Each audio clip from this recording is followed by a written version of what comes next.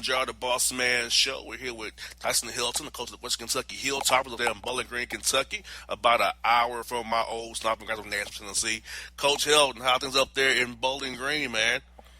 Oh, they're doing good, doing good. Got in the thick of the season and got a big game coming up against Army this Saturday at home. So I'm looking forward to this week's game.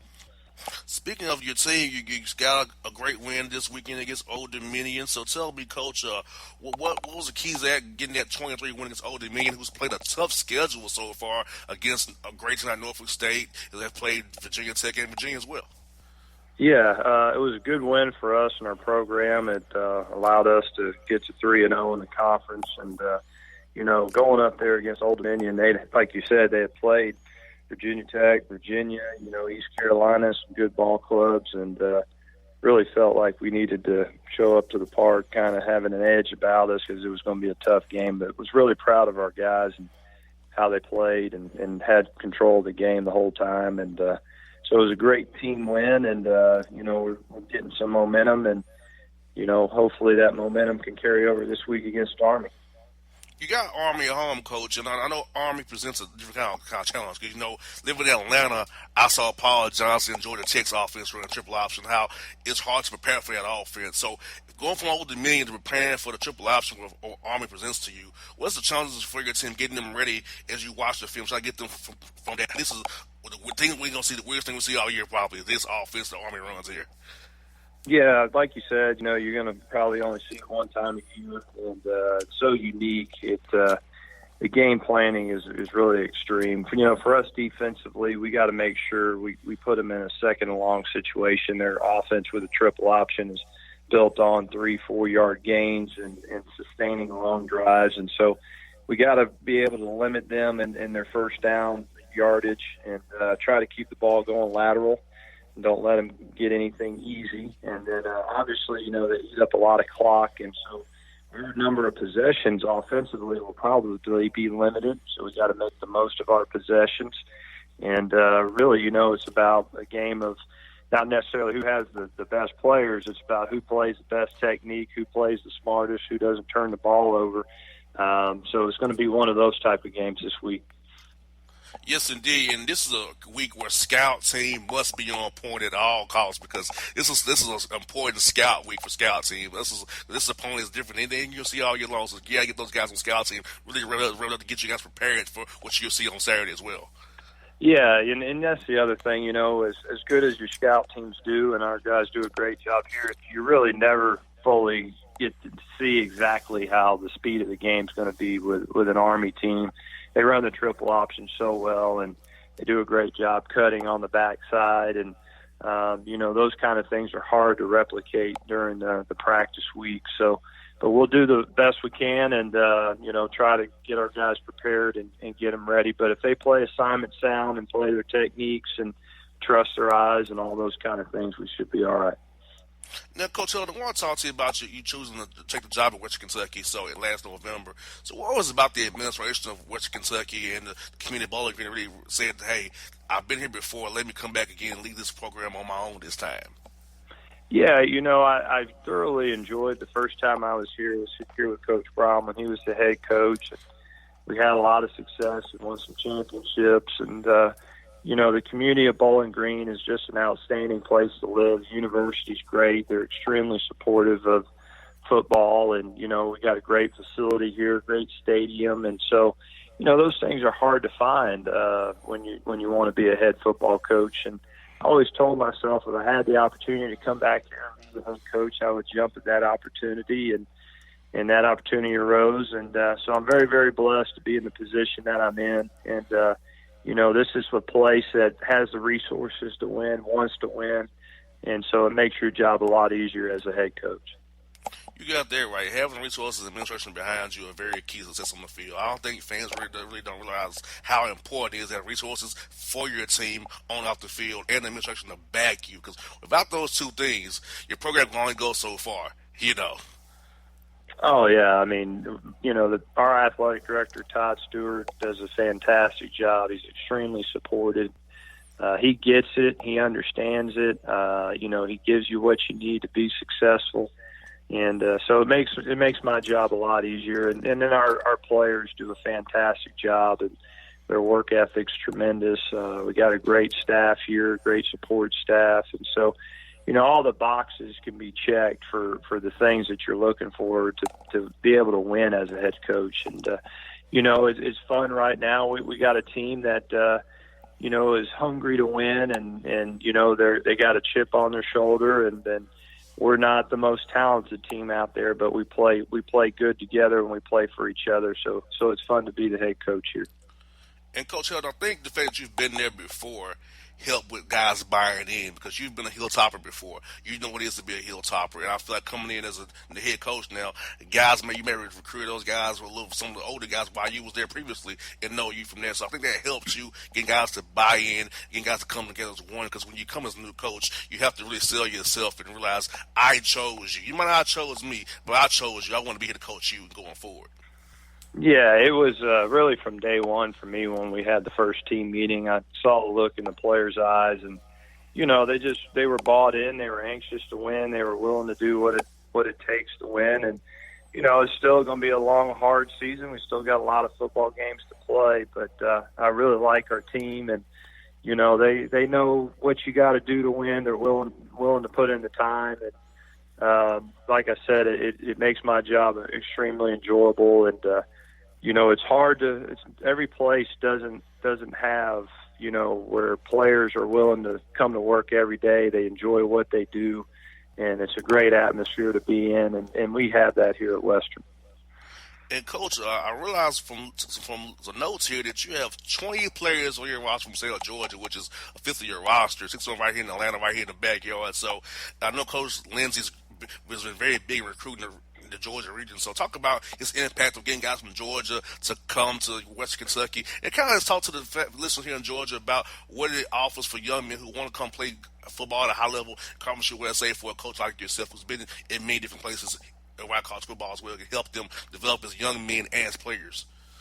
Yeah, first of all, Coach Lindsey, we call him Mr. Atlanta because everybody in the city of Atlanta, coaching-wise, knows who he is. And he's so respected at both as a recruiter and as a coach. And so, when he walks through the door and he's got the WKU logo on, it's, they know that at least the head coaches know and the players know that, hey, they're going to go to a place that they're going to be taken care of at Western, and that people are going to invest in them as young men. And we really sell here at Western the opportunity to have the best of both worlds, get a great, meaningful degree, and then also play a high-quality level of football.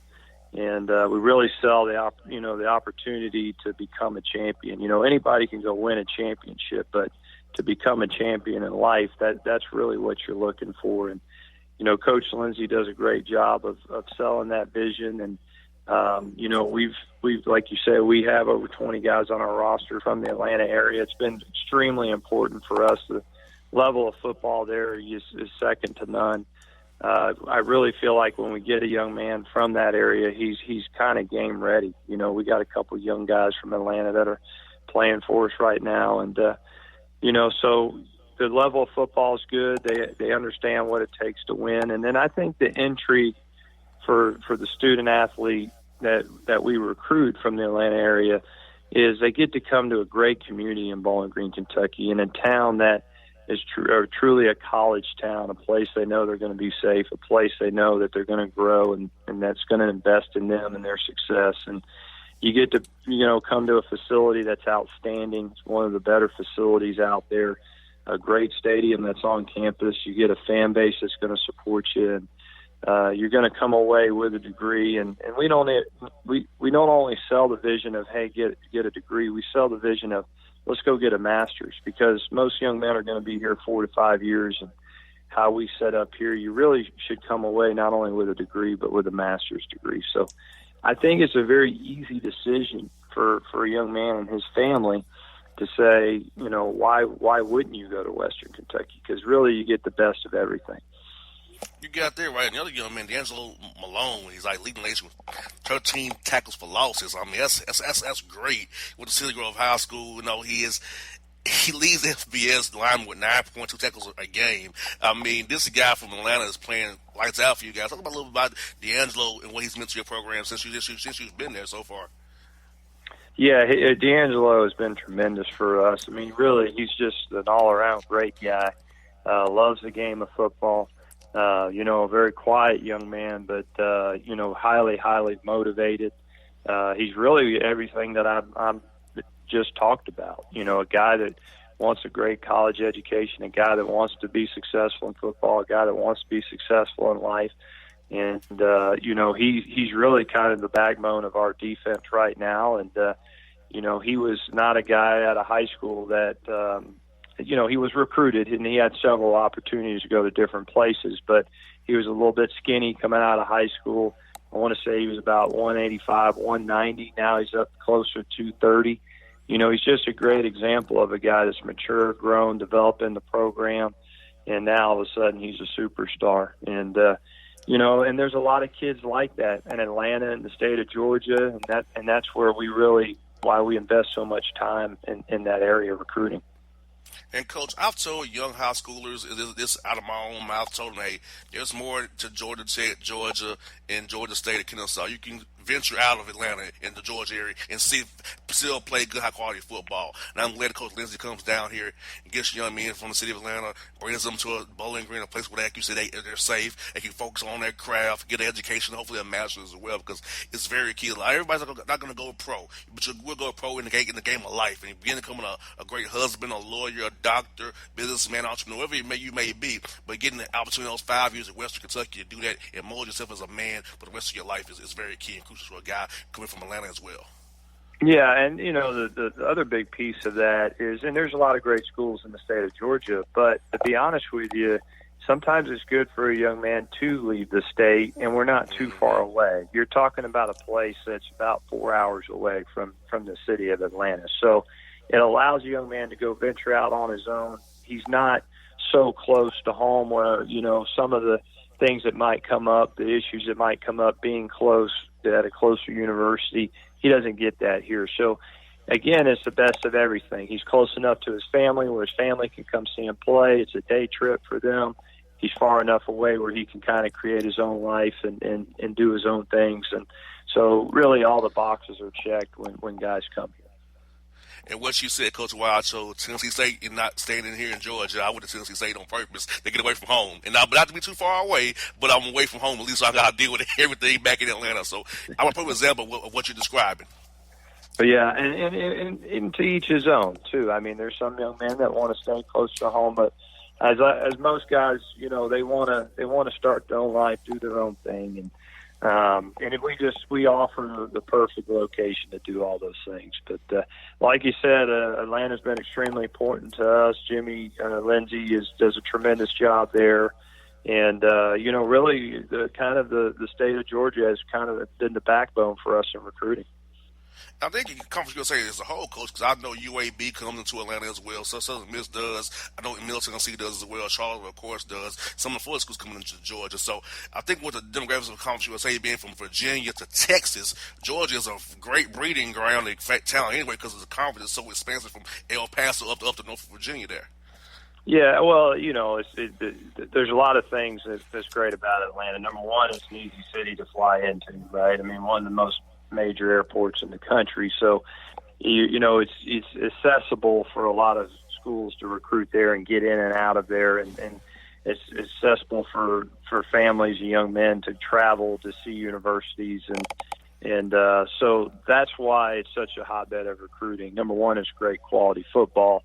Two, you get, in Atlanta, there's a lot of people that aren't from the state of Georgia as well that have moved in to Atlanta. So they're willing to leave the state. And that's another thing that people don't realize a lot of times is sometimes people get upset, well, why is he leaving the state of Georgia? Well, he's not from the state of Georgia. He hasn't lived there his whole life. Exactly. You get a lot of that in Atlanta. So, it's the combination of it being a huge metropolitan city, a huge airport that's easily accessible to get in and out of. And then I don't want to say it's a transient city where a lot of people are, not from there, but you do have a lot of folks that they may have lived in Atlanta a long time, but they're not originally from there, so it's easier for people to leave the state. You got that right, Coach. I'm going to ask you some, Coach. Who has been some guys in the coaching industry who's really been good to you, personally, professionally, help you grow as a coach over your years, really help mold you who you are as a man as you coach your team going forward here? Yeah, I've had an opportunity to work for some great coaches over the years. One of my first bosses was at University of Hawaii with Coach June Jones, who, was with the Atlanta Falcons for a long time. Mm-hmm. And June, was just a great mentor and teacher of young men, and learned a lot from him. And then, I had the opportunity to work with my father, Kim Helton, who's, coached for 46 years, NFL and pro, and learned a lot from him. And then, just Tommy West, who's the head coach of Memphis for a long time, was great. My brother was great. I've, just over and over coached Callaway at UAB, and then there's been a ton of assistants as well. That I have so much respect for, that I've picked up things along the way. But it's like anything in life. Every boss you have, you learn a little bit from each one of them. And, when you finally get an opportunity to have your turn to be a head coach, all those people have invested in you, and you take a little piece of all those guys and kind of implement it into what you do.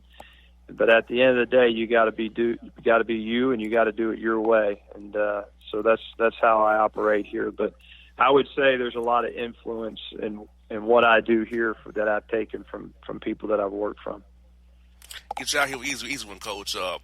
We love to talk about food on the Bossman show. We're kind of foodies around here. So what are some great spots to eat at if we come to Bowling Green to watch you guys play? What's some spots we can go eat while we're there to see the Hilltoppers get the job done at home there?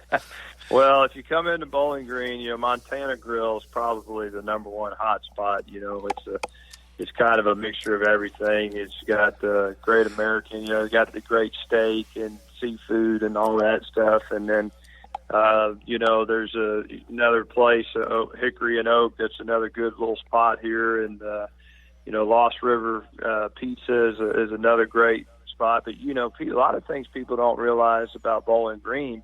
I don't know if this statistic still stands or not, but at one point in time, it had the second most restaurants in the United States per capita. We were second to Las Vegas.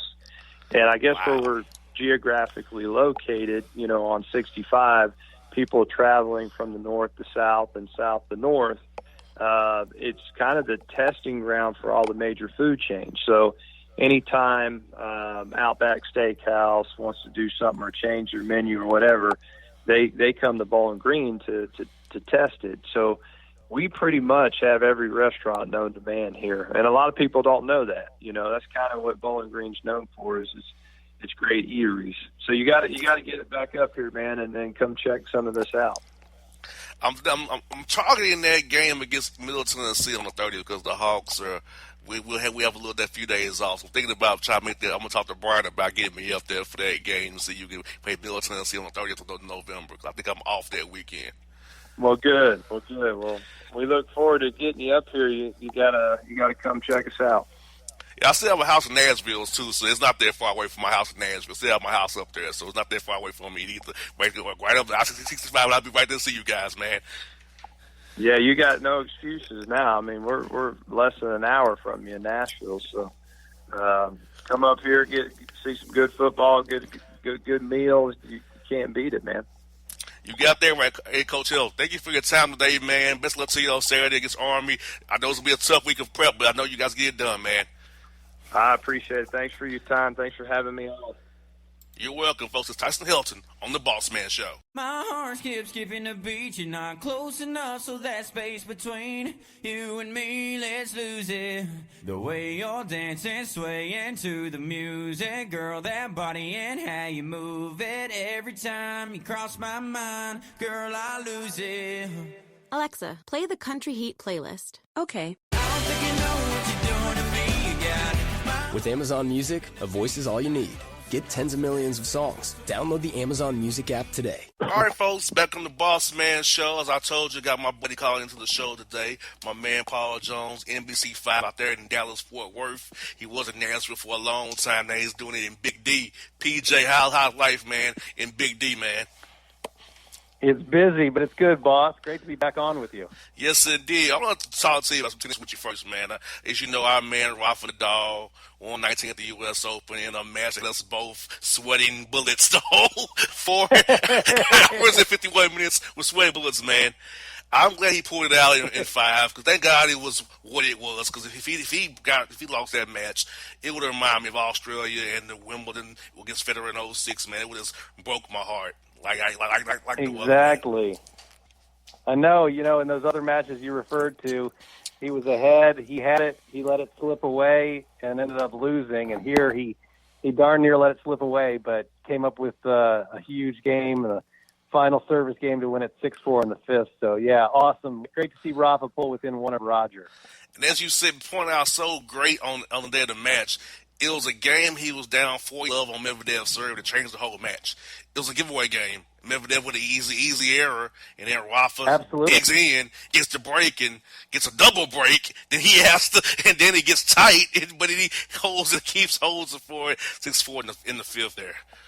Crazy match. Yeah, when he faced another break point to get the match level at 5-all, I thought, oh my goodness, he's going to let this thing slip away, but he played a clutch point there, and then I think once it was deuce again, he only needed 3 more hits: a serve, a quick drop shot, and then a great serve that Medvedev hit long. So he closed it out quickly after a really tense moment in that final game of the match.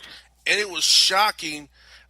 John McEnroe says during the match, but I saw Rafa actually getting tired, where Medvedev was a stronger guy in the fifth set, and Rafa was the guy fading away, and the legs looking very weary, even though he's played the less match. I'm like, wow, maybe the age of Rafa going 5 hours and not getting to him is over, because I'm like, I saw him getting weary in the fifth set as well.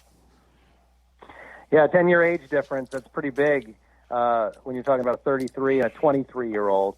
And the way Medvedev sort of described it, he was just kind of playing on house money because he had already planned his losing speech. He was ready to get off pretty quickly there, and he somehow managed to force it to 5 sets. So, yeah, he got re-energized when he won the third and fourth sets. And, as John McEnroe liked to say, somebody had to dig really deep, and that was Rafa, maybe deeper than he's ever had to dig to collect major number 19. Now, I predict this, PJ, is that I think he'll win Roland Garros again and get 20 at RG. But it'll be great if he get 20 at Australia, and he'll be able to hold at least all 4 majors at least twice. That'll be great. I feel like the U.S. Open now is Rafa's second home now in New York. People in New York appreciate how Rafa plays. And then the French Open, they love him, but they like Federer's elegance, his style when he glides. And Wimbledon is Roger's house. Australia is that guy from Serbia's house, I won't name. But I feel like the U.S. Open is Rafa's his true home, because the fans really love him and give him all the push and cheer for him like no other. And even with more that cheer for him at RG. Yeah, I mean, it's amazing because everybody thinks of Rafael Nadal as a clay court guy, and he certainly is with 12 Roland Garros titles. But to win 4 U.S. Opens shows you that his game is so much more than just about the clay. And frankly, he's really been owed a lot more at the Australian Open than he's received. He had the match against Federer that you alluded to earlier, where he was up 3-1 in the fifth.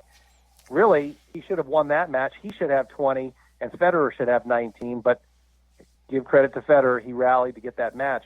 But also the match against Stan Wawrinka in the Australian Open final, where Rafa had, I believe, a back issue at some point in that match. It kind of hurt him a little bit, so he was upset by the Stanimal. But really, I mean, Rafa should have 3 Australians by now, the way I look at it, which would easily put him in front of everybody. I think his bigger concern, though, in the overall big picture is going to be Djokovic more than Federer, given Federer's age at this point and the fact that Djokovic is closer to Rafa's age, and Djokovic is playing so well now that he's back from his elbow issues. Exactly. Also, basically, Djokovic, PJ, remember, he was up in the fourth set that long match they played in Australia, too. And the fifth set, he's up a break, too. So he could really have four, if you ask me, in Australia. Yeah, no, that's a great one. What gets me is how a guy as accomplished as Rafael Nadal is when it comes to professional tennis still manages to get tense, tighten up, nervous to where it affects his play in the late stages or key moments of a match. A guy that's won that many majors, obviously he's got the skills to deal with that kind of stuff, and you'd think he'd have the confidence knowing that he has responded well in those tight moments, but sometimes it still gets to him, and that really amazes me. And I'm amazed about how I didn't realize how close him and Tiger Woods were. I had no idea they was that close and they were buddies and they talk to each other outside of the sports and they text and talk. I had no idea they was that close. I thought Tiger was a Fed guy at first. Now he's a Rafa guy. Yeah, that's interesting because you're right. At first he showed up in Federer's box seats for matches, and then at some point you stopped seeing him at Federer matches, and he started popping up at Rafa matches. And, you know, it makes sense because Rafa is a huge golf fan. And, you know, Rafa probably has idolized Tiger Woods throughout the years. They probably played a round or two together, and they've struck up some sort of friendship. And that was one of the most memorable moments at this year's U.S. Open in that match against Marin Cilic when Rafa hit that amazing shot around the post and in toward the late stages of that match. And they cut to Tiger Woods up in the Rafa section, and Tiger's doing the pump fist like he's just drained a 20-foot putt at the Masters. It was just great, and the post-match celebration and conversation where they kept cutting to Tiger Woods was fantastic. That was, to me, one of the most memorable moments of those 2 weeks in New York. And I enjoyed the Laver Cup too, PJ, seeing Rafa coach Federer and coach Zverev and team and them coaching Rafa as well. I thought this Laver Cup to me is really exciting. I like the format of it where you see guys losing, and Nick Kyrgios, and I didn't act like a butthole for once. He was actually a team player, coaching his guys, keeping them engaged. So I'm like, this Laver Cup is going to be really great. I guess the ATP Cup coming in January down in Perth, Brisbane, and Sydney is going to be good as well. Yeah, I really enjoyed the Laver Cup as well, and what a great opportunity for the world team to actually win it this year. It came so close, had its chances, played really well. I mean, kudos to John McEnroe for getting those guys going. And, you know, I remember when it first began, I think Team Europe had like 5 or 6 players that were in the top 20, and Team World had like maybe 1, if I'm not mistaken. And they really played well. In an overmatched situation, they really made it nerve-wracking on Team Europe, and Team Europe had to really rally there late to get the victory. And once again, it came down to Alexander Zverev.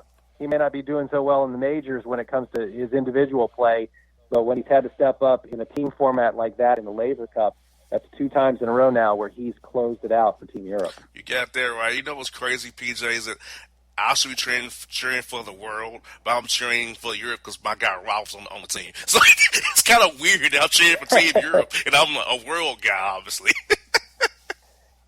Yeah, you know, I was going to be okay with whoever won that. You know, I thought it would have been good if Team World had won it just for a change of pace, get them their first win in the Cup.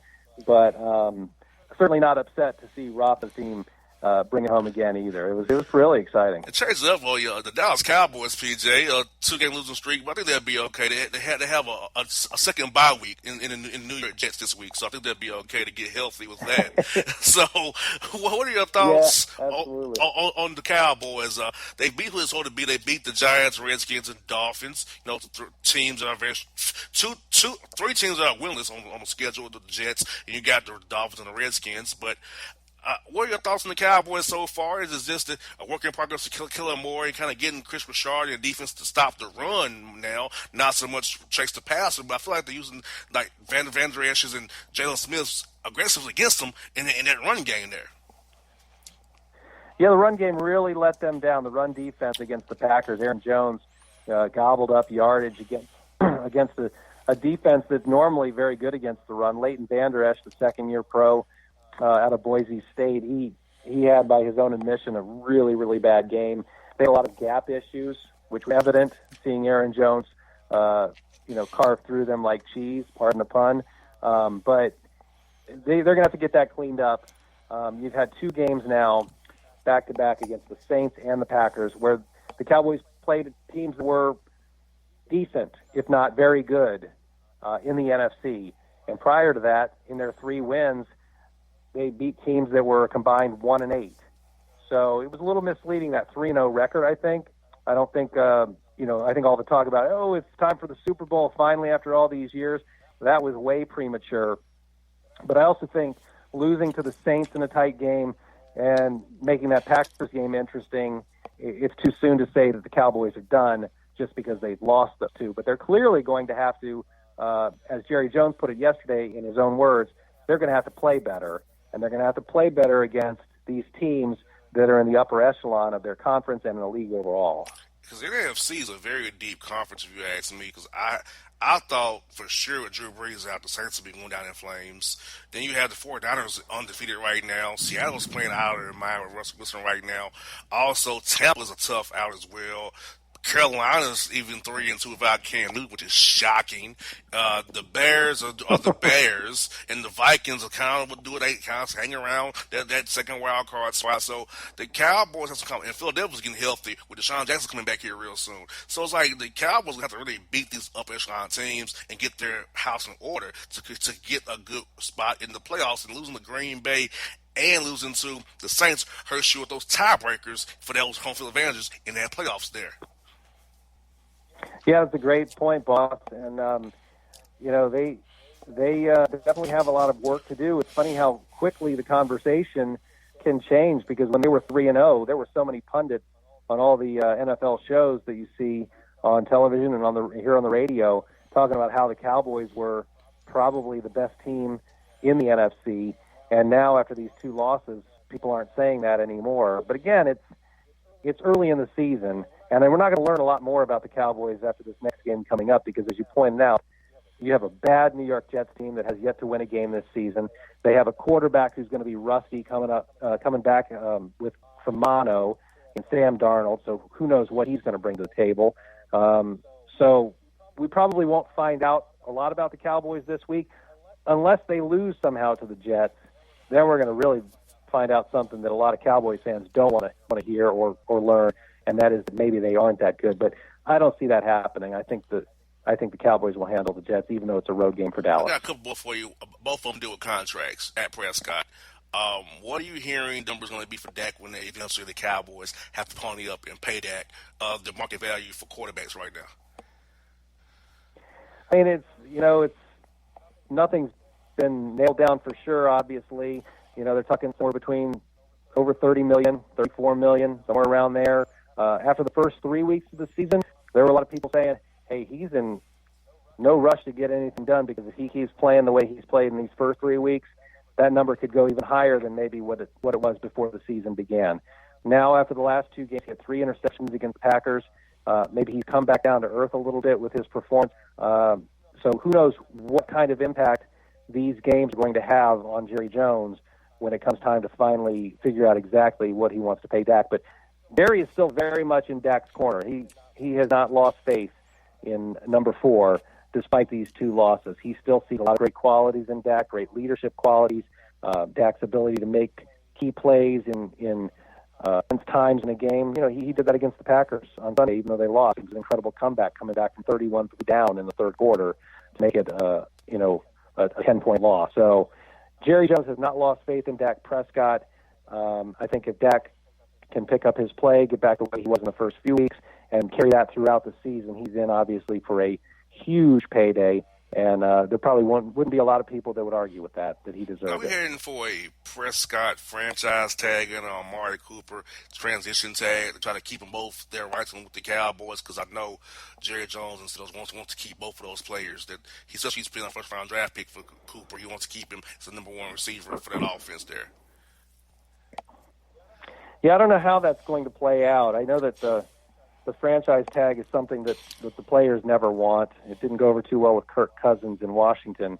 When he finally got his chance to leave, he did.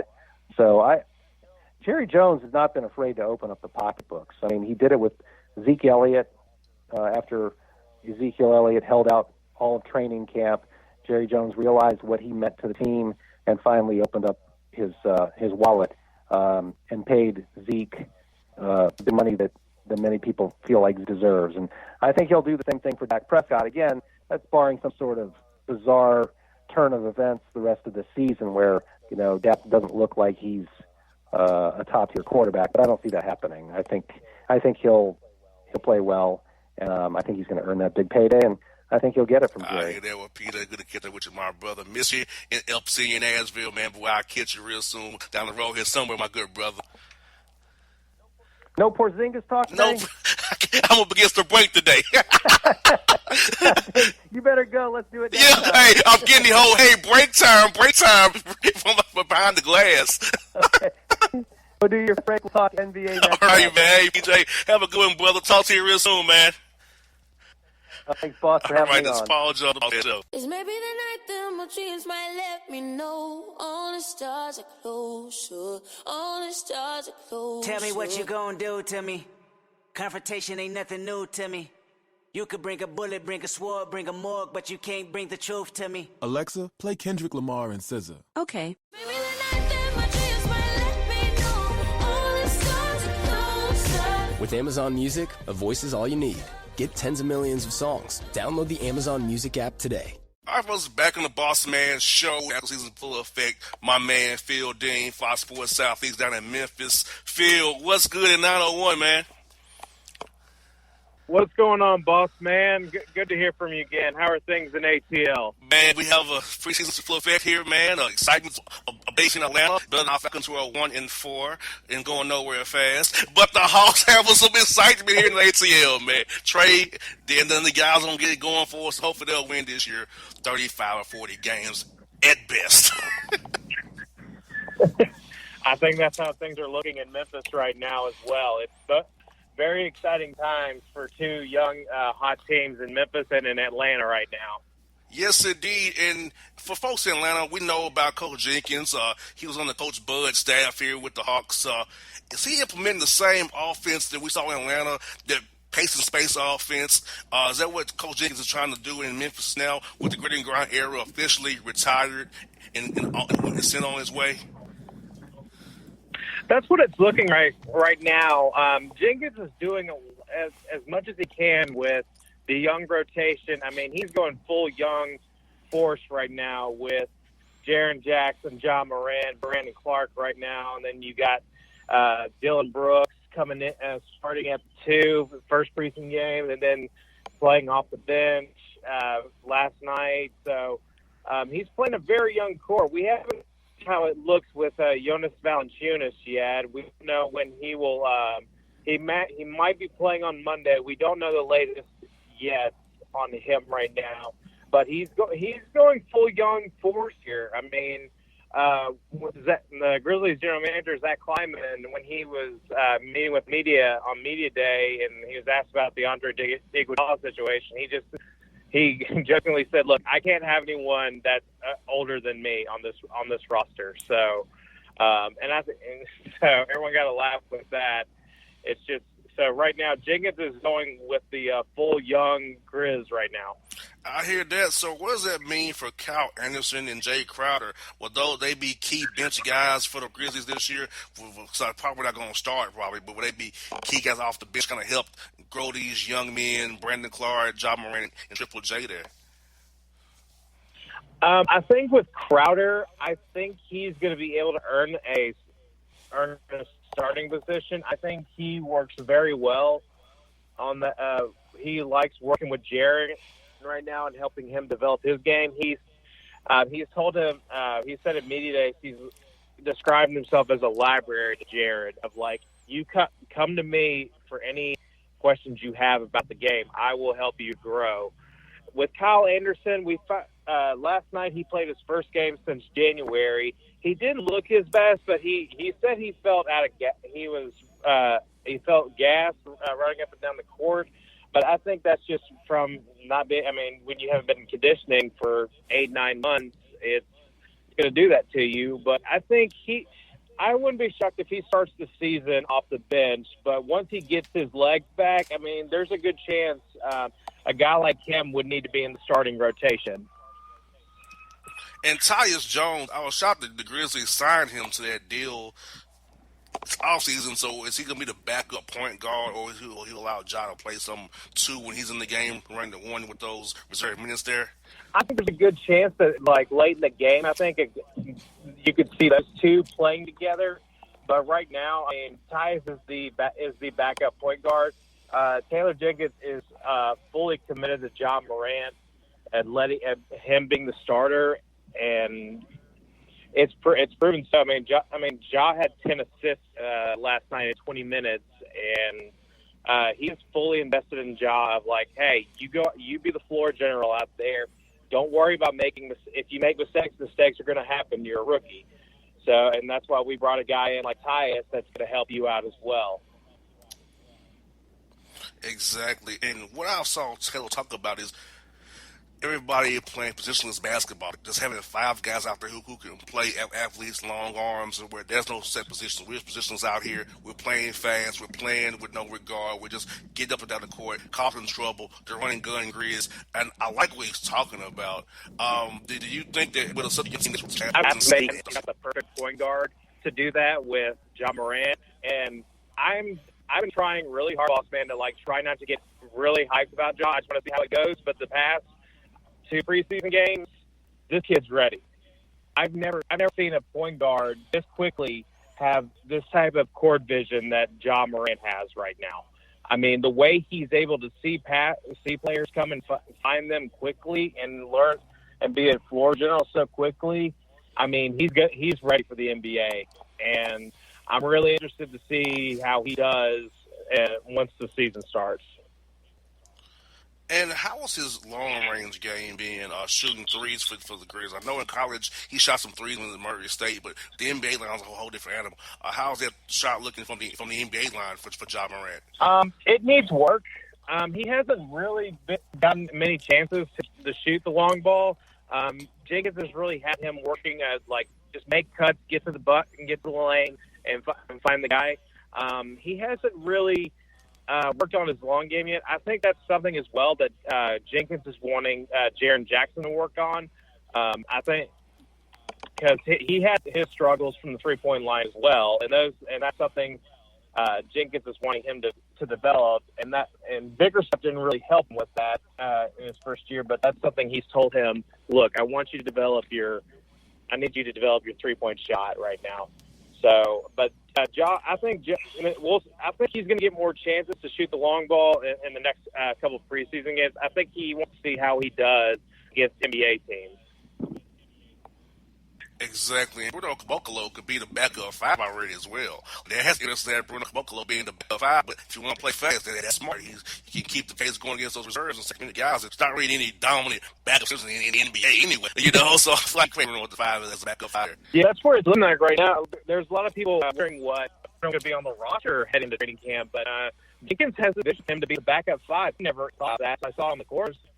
He really could be the backup 5 for the Grizzlies. I mean, the center has totally changed on how we look at centers in the NBA, and I would have never thought to have picked to have Bruno Caboclo as a center for the NBA.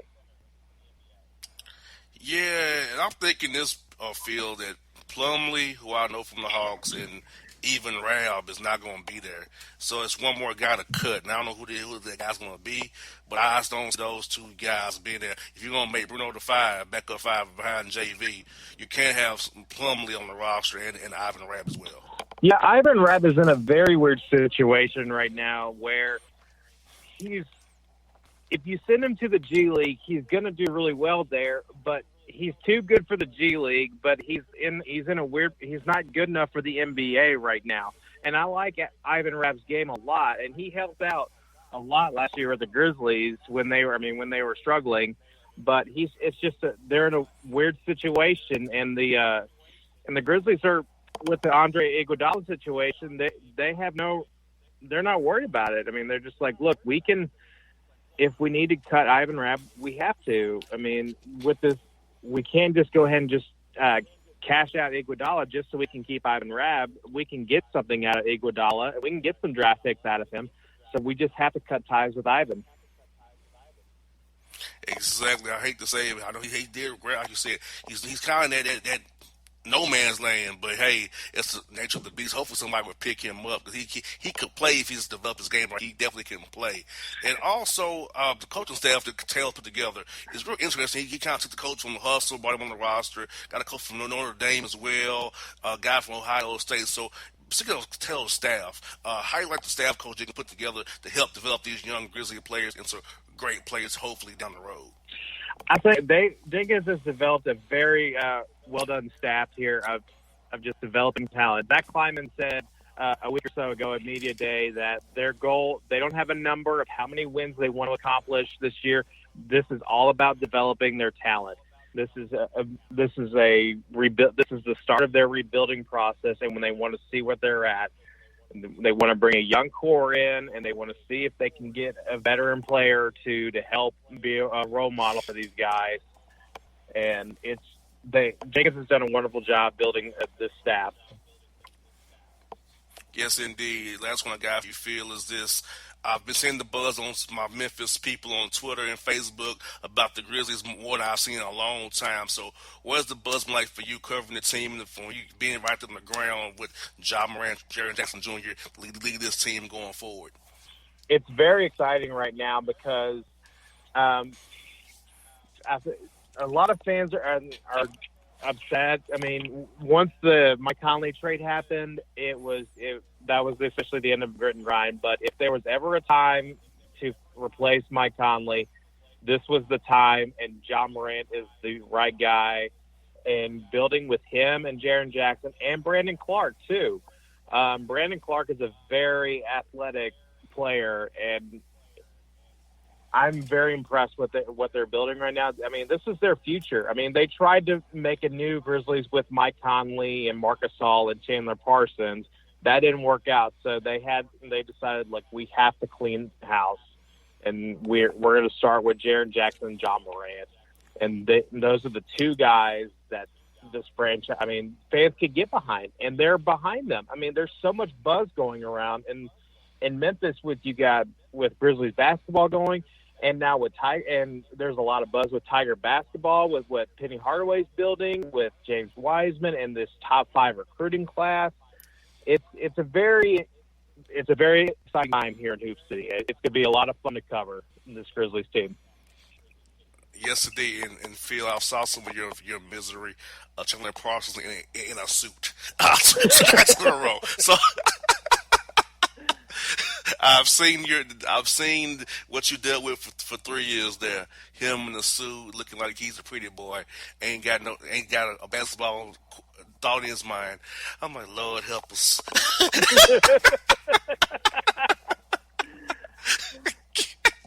Oh man, how do you feel about? I'm trying to be nice to the guy. But I look at him like, you're just a waste. I know what you did to the Grizzlies. You're a waste. Like, why are you here? Go away. I knew I should say it about a Hawk player, but I swear he's in a suit, his little chain on, looking all like a pretty boy. Like, man, really? What are you doing? He's out low management. Well, he hasn't done anything in 3 years. He's been low management forever. Like, what is he doing? So I feel Grizzly fans' pain the last 3 years and see him walk around the Hawks here for the last 2 weeks. Lord help us. How do you feel about Cam Reddish? He's going to be a good one. It's got to get him a little stronger, and it's going to be interesting how him and Herter go back and forth because Herter is our shooting guard right now. Reddish wants that position, right? So we got to see because we could be starting Collins, Lynn, Trey Young, Herter, and DeAndre Hunter. So Reddish is off the bench right now. So we got to see what Evan Turner's our backup point guard. Vince Carter's a backup 4. Damian Joseph Vanderbilt a backup 5. And the 3-man, we don't know who that's going to be yet. So that's where we are in the Hawk world. But Parsons will not be part of the rotation. I'll tell you that right now. He'll be on the bench in a suit every night. That's his job, suit. But Man. Cam Reddish could be very good, Phil. I think he could be. But I think he's going to compete with Herter for that starting spot next to Hunter and Collins and Lynn and Trae Young. But we'll see. But I figure the Hawks will have a decision down the road. Phil, you remember how the Seattle was with Durant, was what OKC was? All this young talent. But who do you eventually pay? I see that happening to us down the road here in a few years, honestly. Yeah, these young guys we have around here. I like that. I like that core there. I think Cam Reddish, once he puts some muscle on, I think he can. He looks like he will be very explosive in the NBA. I'm really excited to see what him and Trae Young do together. Yes, indeed. Well, Phil, I'm looking forward to my trip to Memphis in March for the Hawks game, but I got to find a way to Memphis to see these young boys. I mean, one of these Hawk off days to come see these guys play, man, because I'm excited for it. I've already heard Ross and Jason. I'm going to be hitting you up more often than I have in the past few years, but I want to see what y'all got going on over there in the 901 again. Absolutely. It's exciting to get over there. Absolutely. I got to make a trip to ATL as well. Man, Phil, you come on down. I know I got you, brother. Yeah, I knew I got you. Come on down. I got you, buddy. Let's you do already it, boss know. man. Let's do it. Yeah, consider it done, my brother. Consider it done. Hey, Phil. Hey, man. Best luck to you guys. Give Heat and Reverend my best, man. Look forward to you up. Yeah, partner. Hammer. I love y'all guys. Yes, indeed. Y'all guys still on 5 feet, man. Y'all still my guys, man. Phil, have a great day, man. Talk to you real soon, my brother. Thanks, boss man. Appreciate it. All right, Phil Dean on the Bossman Show. Till the tears run down from my eyes, Lord, somebody, ooh, somebody, can anybody find me somebody to love? Alexa, play hits from Queen. Okay. Somebody to love. Somebody. With Amazon Music, a voice is all you need. Get tens of millions of songs. Download the Amazon Music app today. All right, folks, back in the Bossman Show. Got a special segment for you, Health and Wellness segment. We're going to talk about pregnancy for our first-time moms. I got somebody who's an expert going through it right now. You can talk from first-hand knowledge. Wealthy Freeman. Her favorite song is Handsome and Wealthy by the Migos. I'm just letting y'all know that. She got it going on. She's going to talk to y'all about this because Lord knows I ain't got no knowledge about none of this stuff, but she going to break it down for you ladies. So, Wealthy, what's good with you? How you doing? I'm doing good. How you doing? Man, I'm making it, just trying to grind it out here, making it out in these Atlanta streets here, make this radio thing pop off. You know what I'm saying? Sound about right. Thank you for having me today.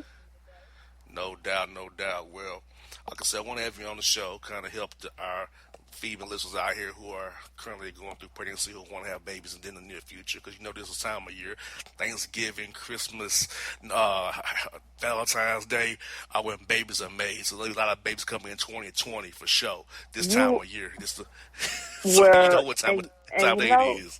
And you know, from looking at my my social media, this really was a hot girl summer. More than in what ways do you was hot? You was big and hot the whole summer, obviously. Actually, my baby was conceived in the winter, so I was already pregnant when the summer hit. Which I think if you can, you want to have had the baby like in March, April, when it's not too hot, because you want to be in your last trimester when it's 100 degrees outside and humid as God knows what. True.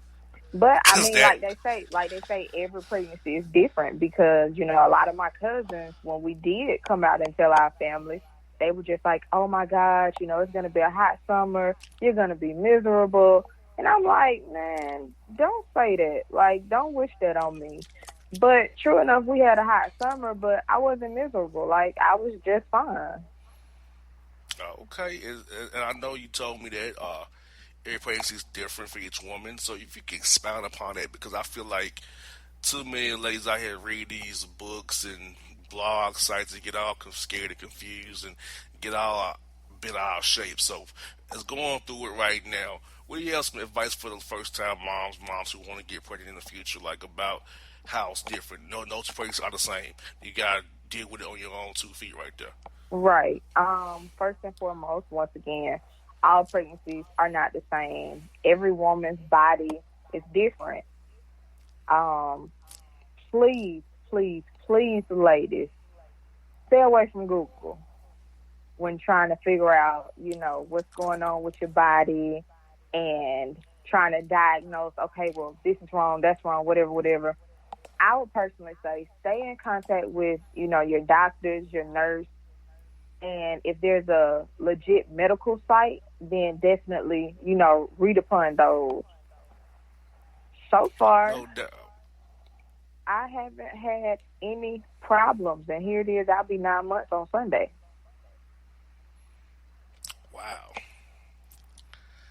Wow. Look at you. Like I said, you've pretty much ran the whole race without any issues, and you just going to your appointments, and just dealing with your doctor like that. Because I suppose since you're getting closer to delivery, you're going like once a week or twice a week or something like that, right? It was twice a month, but now they're about to have me come in like every 2 weeks. Wow.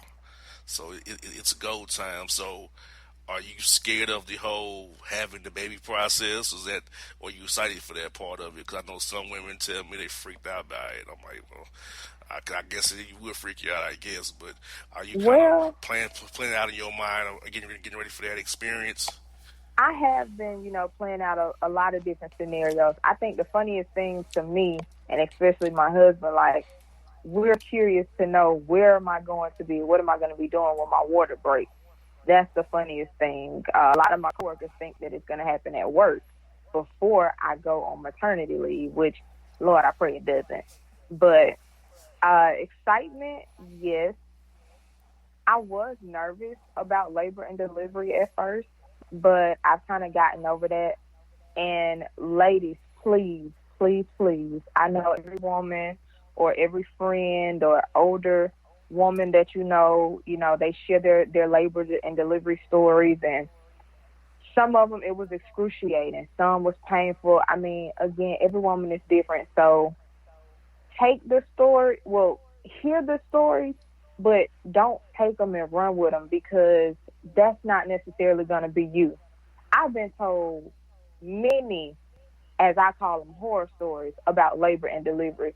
But as long as you go through your pregnancy doing what you're supposed to do, labor and delivery should be fine. Like, a lot of women feel like, oh, once they get pregnant, if they were already working out or in the gym, oh, well, I got to stop working out. I got to stop, going to the gym.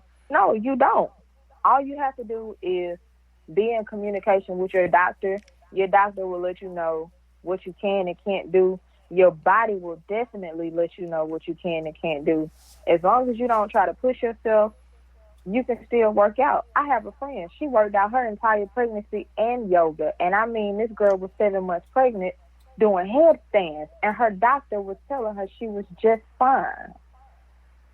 Now, I cut back on the gym, but I still work out. I do yoga at home. I walk. Any type of stretching, squatting, like home videos. I still have my own method of working out. Like, I didn't just sit still and do nothing. And then also, you want to make sure that you change your diet, not too much. A lot of women will tell you, oh, well, let me rephrase that. A lot of people will say, oh, well, you're pregnant, you're going to have cravings, you can eat what you want, this and the other. You can, but at the same time, be cautious. I mean, I'm not saying just be a health rat. It's okay to give in to the cravings, but you still have to make sure that you're taking in the right number, the right amount of nutrients and vitamins and supplements that your baby needs. A lot of things that you used to could eat, you might not be able to eat. Like, I haven't eaten beef in years.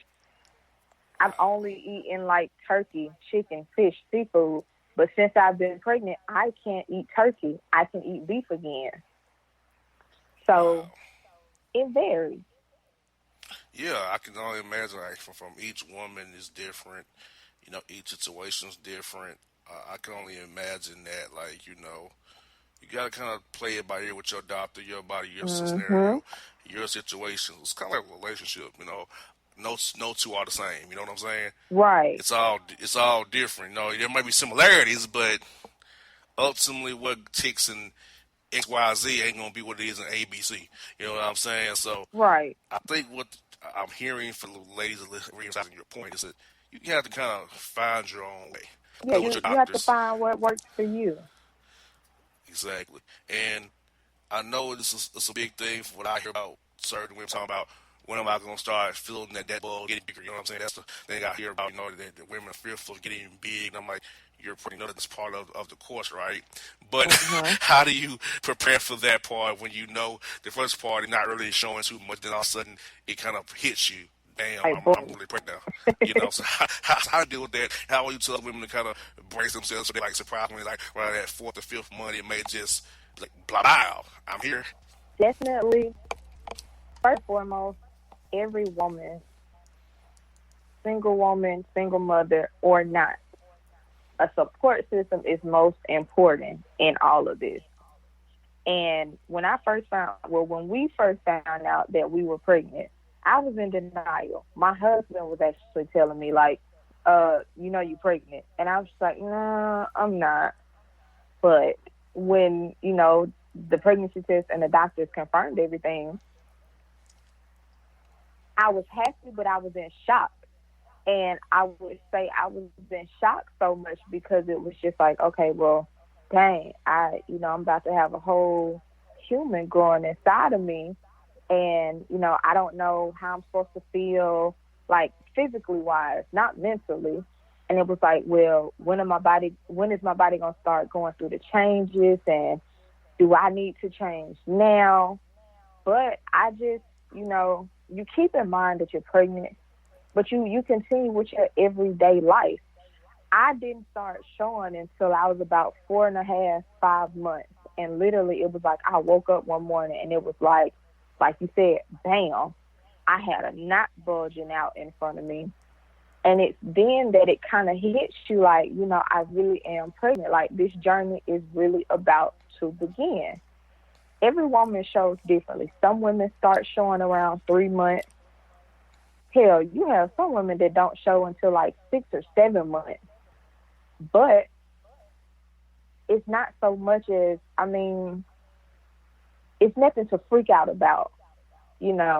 When is my body going to change? How should I react to it? Because the changes don't happen overnight. They gradually happen. So you're able to grow and learn your body as your body changes. What did I do? What was something I did? I know for the most part, a lot of women, they're big on passing on information like, oh, well, you're going to gain weight and you're going to do this and you're going to do that. Once again, everybody's different because I have lost weight since I've been pregnant, believe it or not. And I think the average weight of a woman during pregnancy may be about 20 pounds, give or take. And that depends, of course, on the woman, her body, and the growth of the baby. I actually lost 20 pounds within the beginning of my pregnancy, and I just started to pick back up, some of that weight that I lost. And it freaked me out because I was just like, well, I thought you're supposed to gain weight when you're pregnant. You're not supposed to lose weight. Like, I've been on my doctor the entire time, and my doctor had to let me know, like, that's perfectly fine. Like, it's normal in some cases as long as you're still eating right, as long as you're still taking care of yourself, you're taking your vitamins, everything still goes smoothly. Like, the process still goes. I hear that. So, the last point we gotta hit is like the maternity clothes thing. 'Cause I know I've heard some different methods about that. I was told by one that she just got dresses, just kind of let the dresses form to her body. I know one told me she shopped at Goodwill and bought some sizes a little bit up. She went on maternity clothes or blah blah blah. So, Mm-hmm. and then she told me they wasn't very fashionable too, which I didn't know. I said I don't know about that either, but okay, I'll take your word for it. So, what are your thoughts for the women out here who are trying to clothe themselves while going through this process? Maternity wear. I have actually learned that there aren't many maternity sections in clothing stores anymore, especially Walmart, because I live in Walmart. However, it's women That's who the one shop scares me. women who shop online can find maternity sections, but if it's it wasn't too much of a big deal. So if you can just find something, as you're going along, a size, maybe 2 sizes bigger than what you wear, you should be good. It's really no big deal or no pressure on, oh my God, I have to find the maternity section. No, if a woman becomes pregnant and she's gonna be pregnant during the summer, by all means, get you a boatload of dresses so that you can be comfortable. Any other seasons, just kind of go a size or 2, sometimes maybe 3, depending on, the growth of the baby in your belly, up from what you normally wear. And you'll still be comfortable. You'll still be fashionable. And everything will go smoothly. Like, you can save those clothes if you plan on having another baby. If not, you can pass them on to someone else who becomes pregnant and has the same issue. Amen to that. And I want to mention your business. I know we're running up against the break here, but you have a business called A Rich Taste. I do. If you can, in a minute or two, give us a little snapshot of your business so they can find out about your business on the web here in social media. In a nutshell, my business is A Rich Taste. I am a mobile bakery. I specialize in jarred desserts. So, cakes, pies. I decorate, make it all cute in the jars. I also sell and supply whole cakes and whole pies. On Facebook, you can find me at A Rich Taste. On Instagram, at A Rich Taste. Email arichtaste@gmail.com. And for those who aren't savvy with the internet, if you would like to reach me via phone,